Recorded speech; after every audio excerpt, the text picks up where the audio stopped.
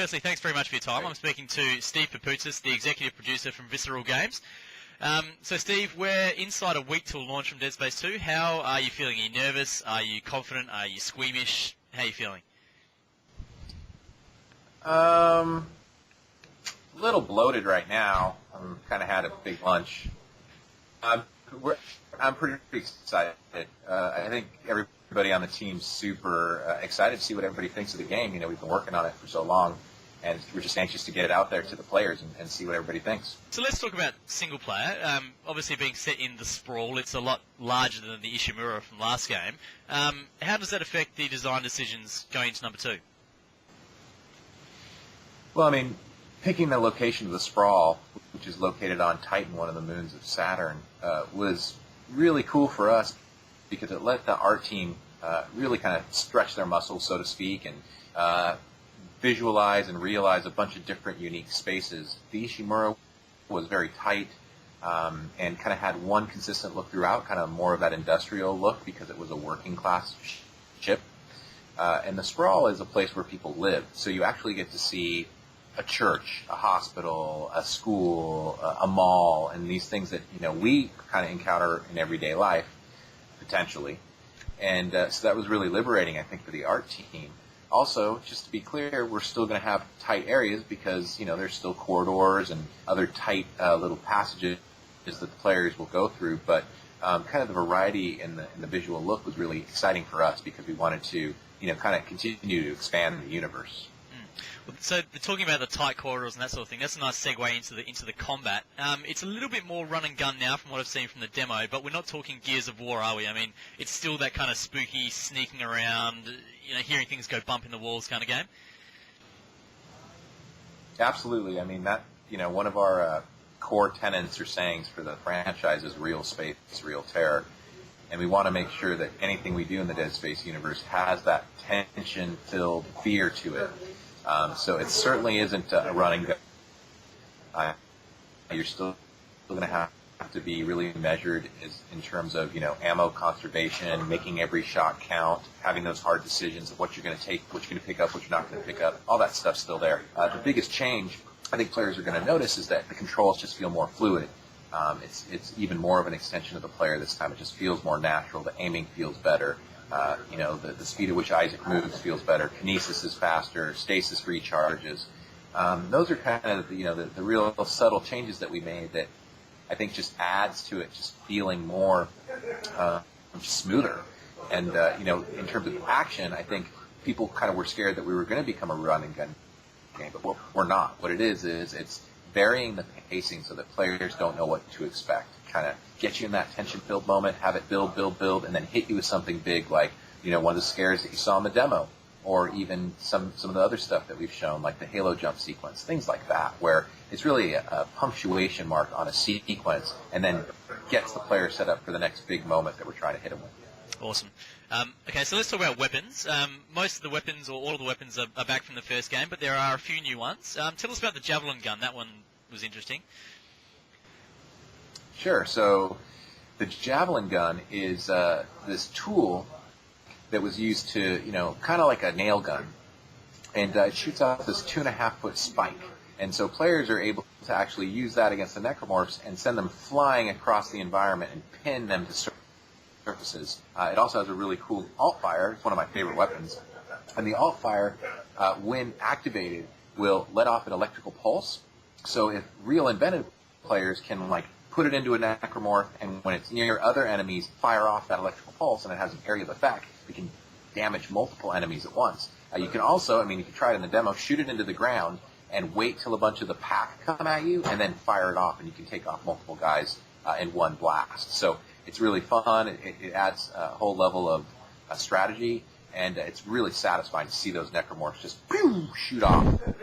Pretty good stuff. That's fantastic. So, now talking about the monsters, who's the guy or the guys there that just really f***ed up imaginations? Are they under constant surveillance? What's their deal?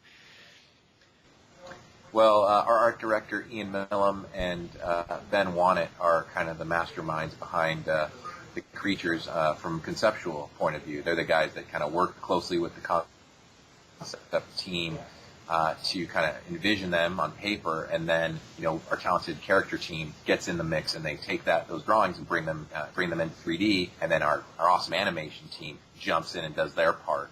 So it's a lot of really talented people that work kind of towards that twisted goal of creating these really messed up looking necromorphs. But it's just a bunch of people work on it together, honestly, and it's that collaboration and creativity that the team brings that really makes it stand out and really makes them pretty effed up. Speaking of all things up, death animations, Isaac's got a whole bunch more. I mean, the Puka one is my favourite so far. But you guys also ran a competition for user-submitted death animations. Did that one end up making the cut? It absolutely did, and we're going to be showing it. I think the plan is next week we're going to do a live use stream. I don't know if I should be saying that because it's kind of a secret, but we're going to be getting a chance to show off, kind of Dan, the contest winner's proposed kill, which was Meat Cello, which Isaac performed against the Leaper, and we'll actually get to see Dan's character in the game and see what happened to Dan in Dead Space 2. So we're hoping to show that off next. Nice. It was really cool that so many people were interested. Awesome. A ton of creative entries that came in. Really was exciting to see how many people wanted to be part of the contest. And it just proves there are a lot of sickos out there as well.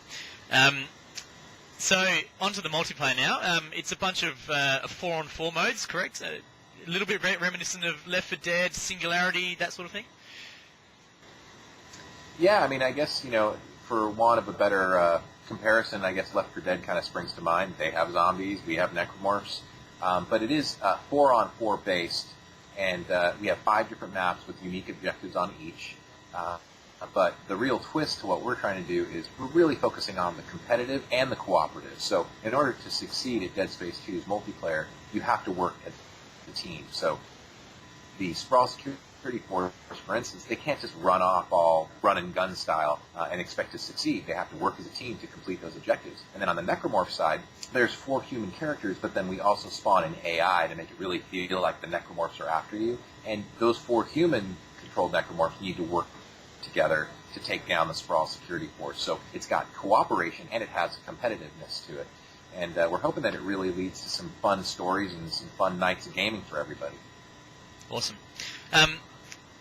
I just saw on Facebook then on the Dragon Age 2 page that there's a Sir Isaac of Clark skin that's going to be available for Dragon Age 2.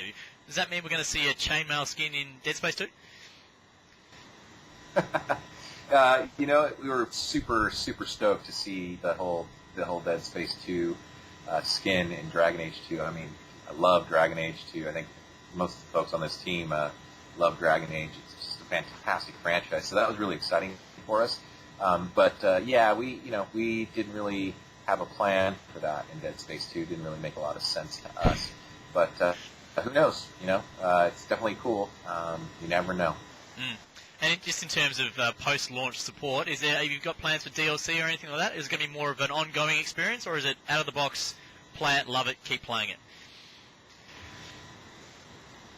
We're gonna have to wait and see on that. Don't really have anything to report other than I think today there might be some avatar items up on Xbox Live. I think I saw a little lurker pet that people can get for their avatar, which I'm definitely going to go home and try to download tonight myself because it looks awesome. But in terms of DLC, I think we're just have to stay tuned and see what happens. No worries. So just finally, Steve, thanks very much for your time. Any final words for the Dead Space nut jobs out there?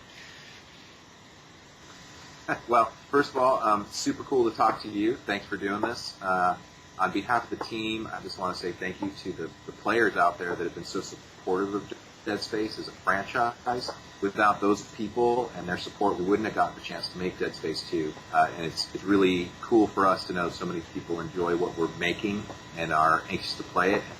And we're super anxious to see what all those people think of what we did with Dead Space 2. So thanks a lot. If anybody wants to stay in touch, you can follow me on Twitter.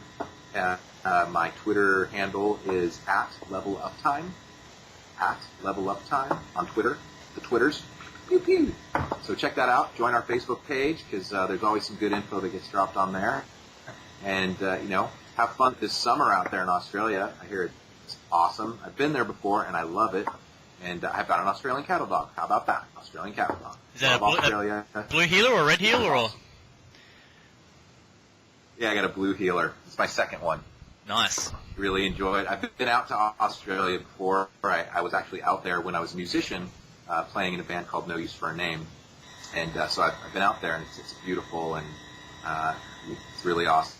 So it's really cool to talk to you. And I love Tim Tams. If anybody wants to send over some Tim Tams, bring the Tim Tams. They're delicious. Vegemite, Marmite, pretty good. But Tim Tams are good. Awesome. Well, mate, thanks very much for your time. I really appreciate it. Steve Papoutsis, executive producer for Visceral Games. Thanks very much. Thanks. See you later.